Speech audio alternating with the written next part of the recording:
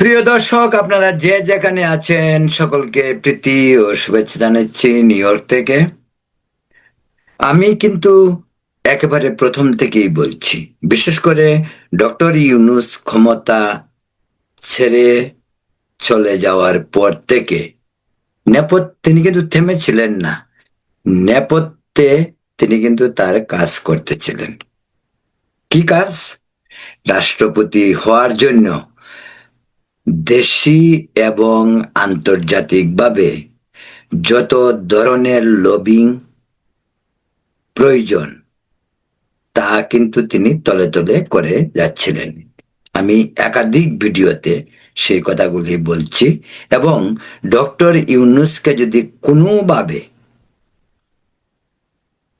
BNP রাষ্ট্রপতি হিসাবে মেনে নেয়, তাহলে তার পরিণতি কি হতে পারে? একাধিকবার সোশ্যাল মিডিয়ায়, আমার ইউটিউব চ্যানেলে আমি বলেছি। আজ এ নিয়ে কথা বলবো।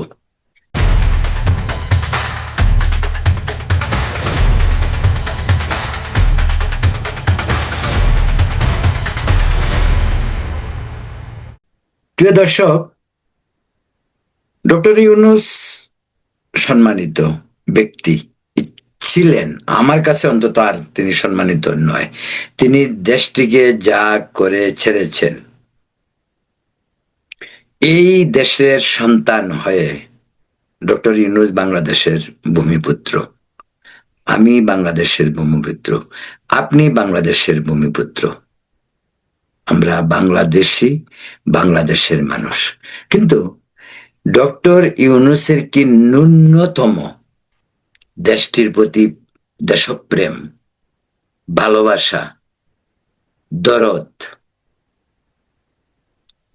ছিল না এখনো আছে? একটি রাজনৈতিক পট পরিবর্তন হলো 24শে জুলাইয়ের পর। সকলেই তাকে মেনে নিল, তিনি আসলেন, জয় করলেন। ফলটা কি? সারা দেশ একটি সাজানো বাগান যেন তছনছ হয়ে গেল। তিনি একটা এজেন্ডা নিয়ে এসেছিলেন, সেটা হলো প্রতিশোধের এজেন্ডা।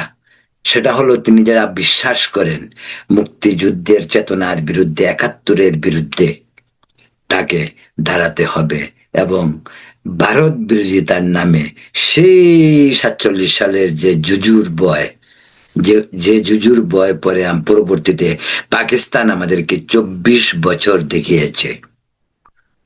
ডক্টর ইউনূস সেই এজেন্ডা নিয়ে দেশে আসলেন, ভারতকে টুকরো টুকরো করার প্ল্যান নিয়ে আসলেন, 7 সিস্টার নানান কাহিনী নিয়ে তিনি হাজির হলেন। কিন্তু আমাদের সমস্যাটা কি ছিল? আমাদের সমস্যা ছিল আমরা স্বৈরাচার মুক্ত হতে চেয়েছিলাম, আমরা নির্বাচন চেয়েছিলাম, গণতান্ত্রিক অধিকার চেয়েছিলাম, মানুষের জান মালের নিরাপত্তা চেয়েছিলাম। এ নিয়েই তো আন্দোলন। কিন্তু এই 24-এর আন্দোলনের পরে আজকের বাংলাদেশের যে ছবি, সেই ছবি থেকে আমরা দেখতে পাই ডক্টর ইউনূসের নেতৃত্বে 18 মাসের সরকারের কর্মকাণ্ডে দেশটি একটি স্থিতিশীল রাজনৈতিক পরিবেশ পরিস্থিতি সৃষ্টি হয়েছে? অবশ্যই না। চারিদিকেই নৈরাজ্য এখনো চলছে, রাজনৈতিকভাবে, সাংস্কৃতিকভাবে, ভাষাগতভাবে আমরা যেন একেবারেই নিম্ন পর্যায়ের মানুষে পরিণত হয়েছি। মর্যাদা, অভিজ্ঞতা, শিক্ষকের প্রতি ছাত্রের সম্মান, পিতামাতার প্রতি সন্তানের সম্মান, বয়োজ্যেষ্ঠের প্রতি তরুণদের সম্মান, বাংলাদেশে এখন সুদূর পরাহত। পরিবেশটি কে তৈরি করেছে? এই দেশটি এমন ছিল না। হোক বিএনপি, হোক আওয়ামী লীগ, হোক জামাত, জামাতের কর্মীরাও এমন বেয়াদব ছিল না, বিএনপির কর্মীরাও এমন বেয়াদব ছিল না আওয়ামী লীগের কর্মীরাও এমন বেয়াদব ছিল না, এমন জঘন্য ভাষায় মানুষকে আক্রমণ, মানুষের উপর এক ধরনের ত্রাসের রাজত্ব, মব সংস্কৃতি এই ডক্টর ইউনূস চালু করেছিলেন। প্রিয় দর্শক, তিনি এখন প্রেসিডেন্ট হতে চান। আমি কিন্তু এই কথা একাধিকবার বলেছি। সে লন্ডন গিয়েছিল, তারেক রহমানের সঙ্গে আলোচনা করেছেন। কিন্তু আমি এখানে একটি কথা বলবো, তারেক রহমান বা বিএনপির আর কি হলে তাদের শিক্ষা হবে? 12 ফেব্রুয়ারির একটি নির্বাচন আদায় করতে এই বিএনপিকে মাথার ঘাম পায়ে ফেলতে হয়েছে। বিএনপির মতো একটি রাজনৈতিক দল, বিএনপির মতো একটি সংঘবদ্ধ সুসংগঠিত কম্প্যাক্ট পলিটিক্যাল পার্টির কে চ্যালেঞ্জ করছে কে? যে বিএনপির লেজে ধরে আজ পর্যন্ত পার্লামেন্টে বিরোধী দলের আসনে বসেছে। অথচ এই জামাত বিএনপিকে 20টা আসন নিয়ে পিছনে বসে থাকতে হতো। কিন্তু রাজনৈতিক দলের প্রসার হইতেই পারে, রাজনৈতিক দল জোট বাঁধতে পারে, আবার জোট থেকে বেরিয়ে যেতে পারে। রাজনৈতিক দল আজকে হইতে থাকতে পারে তার 20টি সিট, আগামীকালকে সে ক্ষমতায় যেতে পারে। বা এই দৃষ্টান্ত আমাদের প্রতিবেশী ভারত রয়েছে। বিজেপির 2টি আসন থেকে, লোকসভায় তাদের আসন ছিল 2টি, সেই 2 আসনের লোকসভা থেকে সংখ্যাগরিষ্ঠ আসন পেয়ে অটল বিহারী বাজপেয়ীর সরকার গঠন করেছিল। ইতিহাসের কথা। কিন্তু ডক্টর ইউনূসের সীমাহীন ধান্দাবাজি, সিন্ডিকেট, স্বার্থপরতা, লোভ লালসা, ক্ষমতার আঁকড়ে রাখার মানসিকতা ডক্টর ইউনূসের নতুন কিছু নয়। কম সময়ের জন্য তিনি না। আপনি যদি বলেন কম সময়, তিনি না। 1/11 কিন্তু তাকে বলা হয়েছিল সেনাবাহিনী থেকে, কিন্তু তিনি যাননি তখন, কারণ হলো 3 মাস বা 90 দিনের পাওয়ার তিনি চান না, তিনি লং টাইম পাওয়ার চান। এইবার দেখেন, সে কি ক্ষমতায় থাকার জন্য কম চেষ্টা করেছে, কম নাটক করেছে, কম অভিনয় করেছে? এই ডক্টর ইউনূস ক্ষমতায় আসার পরে আমাদের বিনিয়োগে নাকি বাংলাদেশ ভাষ্য একদম ওইখানে চলে যাবে, থাইল্যান্ডে যাবে গা, একেবারে ম্লান করে দেবে মালয়েশিয়া, লাওস, কম্বোডিয়া, ভিয়েতনাম সকলকে। কি হলো, কোনো বিনিয়োগ আসছিল তার 18 মাসে? মানুষ নাকি, বিদেশিরা নাকি তার শ্রমিক নেওয়ার জন্য একেবারে অস্থির হয়ে গেছে, তাকে চিঠিপত্র লিখতেছে, কবে যাবে কবে যাবে। আজ পর্যন্ত কজন গেছে? তিনি জাপান থেকে এসে বললেন জাপানে নাকি 2 লক্ষ বাঙালি নিবে। উনি যেদিন প্রধান উপদেষ্টার পদ থেকে পদত্যাগ করে সেই পর্যন্ত কজন বাংলাদেশে গিয়েছে? আরেকটি কথা বলি আপনাদেরকে, মনে আছে সে বাংলাদেশে এসে কি বলছিল? তরুণদেরকে উদ্যোক্তা হতে। ও, প্রচুর সম্ভাবনা, বিশাল স্বপ্ন উনি দেখিয়েছেন। তিনি বলছেন যে তোমাদের সরকারি কাজ করতে হবে না, তোমরা উদ্যোক্তা হও, স্বপ্ন দেখো, বঙ্গোপসাগরের নিচে এই মণি মাণিক্য বহু কিছু, এগুলিকে আরোহণ করার জন্য তোমরা ওইগুলিতে কাজ করো। মানে ধান্দাবাজির একটা সীমা থাকা উচিত। রোহিঙ্গারা ফেরত যাবে, রোহিঙ্গারা ঈদ করবে গিয়ে নাকি মায়ানমারে। কজন গিয়েছিল ফেরত? জাতিসংঘের মহাসচিব অ্যান্টনিও গুতেরেসকে তিনি নিয়ে গিয়েছিলেন, সেখানে 1 লক্ষ লোকের ইফতারের আয়োজন করা হয়েছিল। ইফতার টিফতার করে গুতেরেস তো আসে বললেন নিউ ইয়র্কে। ইউনূস তো যমুনায় পায়ের উপর পা নাচিয়ে, তার হাত নাড়িয়ে নাড়িয়ে, একেবারে শিশু সুলভ কথা। ভাই, কজন রোহিঙ্গা গিয়েছিল? উল্টো সবচেয়ে মজার বিষয় হলো, তার ডক্টর খলিলুর রহমান কে সে আমদানি করলো, রোহিঙ্গা বিষয়ক স্পেশালিস্ট হলো সে, যার সঙ্গে রোহিঙ্গা নিয়ে কোনোদিনই কোনো সম্পর্ক নেই, যে মানুষটা 25 বছর দেশের বাইরে ছিল। রোহিঙ্গারা কোথায়, দেখতে কিরকম, আমার মনে হয় না খলিলুর রহমান দায়িত্ব নেওয়ার আগের দিন পর্যন্ত জানতেন রোহিঙ্গাগুলি দেখতে কেমন, ওরা মানুষ না জঙ্গলি নাকি আদিবাসী, ওটাও হয়তো উনি জানতেন না। উনি প্রচন্ড জ্ঞানী ভাই।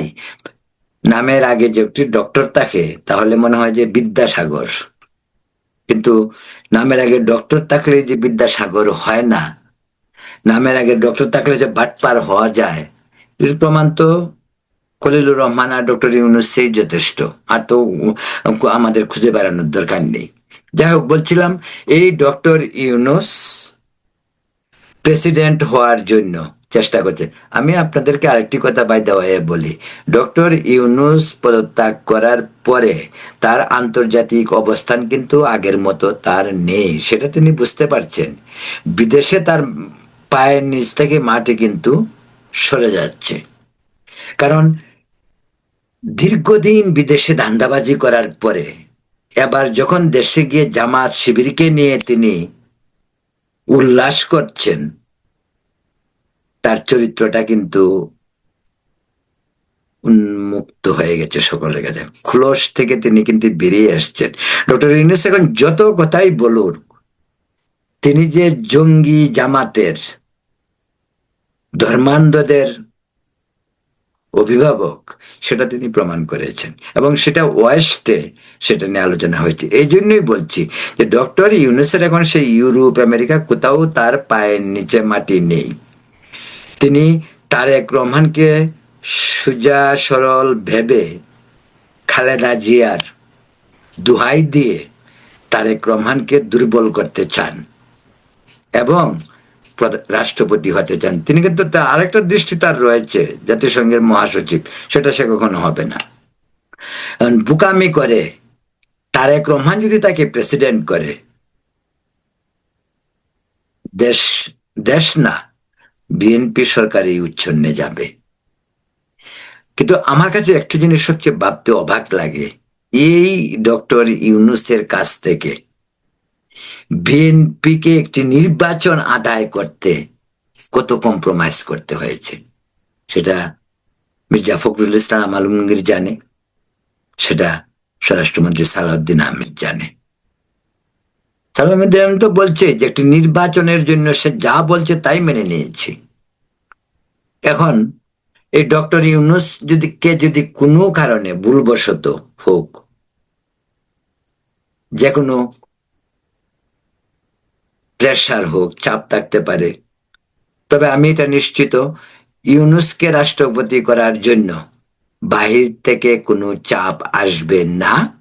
আর বাহির থেকে চাপ আসছে, এটা ইউনূসের চামচারা বিএনপিকে বোঝানোর চেষ্টা করবে। বাহিরে ডক্টর ইউনূসের সেই আন্তর্জাতিক যে অবস্থান সেটি আর নেই, কিন্তু তার চামচা যারা দেশে রয়েছে তারা সেটা বিএনপিকে বোঝাতে চেষ্টা করবে। কিন্তু বিএনপির বোঝা উচিত, আমি আবারও বলছি, ডক্টর ইউনূসের সেই আন্তর্জাতিক সম্মান ধূলিসাৎ হয়ে গেছে। বাংলাদেশে 18 মাসের শাসনে মব থেকে শুরু করে নৈরাজ্য, নিজের স্বার্থপরতার ট্যাক্স ফাঁকি থেকে শুরু করে আদম ব্যবসার লাইসেন্স, ইউনিভার্সিটি, গ্রামীণ ব্যাংক, এই সমস্ত বিশ্ববাসী সব জেনে গেছে। তাই জাতিসংঘের মহাসচিব তো অনেক দূর, বাংলাদেশের রাষ্ট্রপতি হওয়ার জন্যই সে এখন উঠে পড়ে লেগেছে। এই কারণেই, কারণ আন্তর্জাতিক সম্প্রদায়ের বিভিন্ন ইস্যুকে ভয় দেখিয়ে বিএনপিকে কাবু করা যায় কিনা সেই প্রচেষ্টাই সে এখন করছে। প্রিয় দর্শক, বলছিলাম ডক্টর ইউনূস কি হইতে পারে। ডক্টর ইউনূসকে ধরা যাক, হাইপোথেটিক্যাল ধরা যাক যে তারেক রহমান ওনাকে রাষ্ট্রপতি করলো। এই ডক্টর ইউনূস যখনই বিএনপিকে, মানে বিএনপি যখনই তাকে রাষ্ট্রপতি বানাবে, যেটা বলতে চেয়েছি সেটা হলো, প্রথম বছর ভেরি গুড, দ্বিতীয় বছর আস্তে আস্তে নিচের দিকে, তৃতীয় বছর সে ক্ষমতা নেবে, আরেকটি 111 বানাবে, সংবিধান স্থগিত করবে, সেনাবাহিনীর মধ্যে গ্রুপিং করবে। এ হলো ডক্টর ইউনূসের স্বভাব। এজন্যই বিএনপিকে ডক্টর ইউনূসের ব্যাপারে সতর্ক হতে হবে। তারেক রহমানের একটি দুর্বলতা রয়েছে ডক্টর ইউনূসের প্রতি, সেটা আমি বলি আপনাদেরকে। একাধিকবার লন্ডন বৈঠক, একাধিকবার বাংলাদেশে আসার পরে যে বৈঠকগুলি, সেখানে ডক্টর ইউনূস জানে কাকে কিভাবে কাবু করতে হয়। একটু দুর্বল তারেক রহমান ডক্টর ইউনূসের প্রতি। আর প্লাস বেগম খালেদা জিয়া প্রয়াত হওয়ার আগে বেগম খালেদা জিয়ারও ডক্টর ইউনূসের প্রতি একটি সিম্পেথি ছিল। তিনিও জানেন না যে ডক্টর ইউনূস কত বড় বাটপার। খালেদা জিয়া নিজে,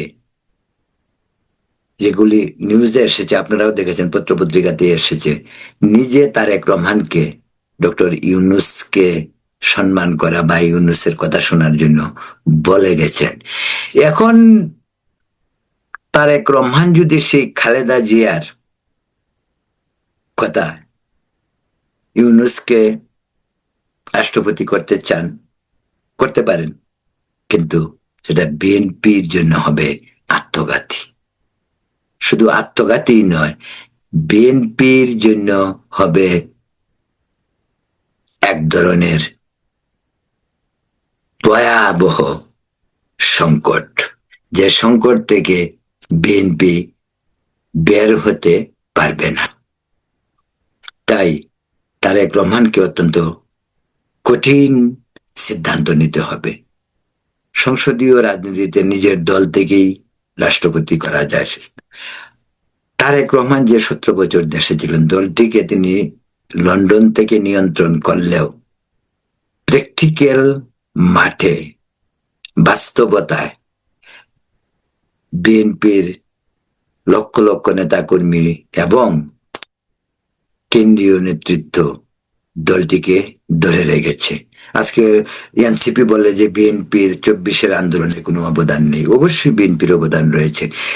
পুরা আন্দোলনের যে পরিবেশ তৈরি করা, সেটি বিএনপি 15 বছরে করেছিল। এজন্যই শেখ হাসিনাকে পতন ঘটাতে অতি সহজে ছাত্র সমাজের দ্বারা সম্ভব হয়েছিল, কারণ সেই পরিবেশটি বিএনপি তৈরি করেছিল। প্রিয় দর্শক, এখন এ পর্যন্তই। ভালো থাকুন, সুস্থ থাকুন, নিরাপদ থাকুন। শুভরাত্রি।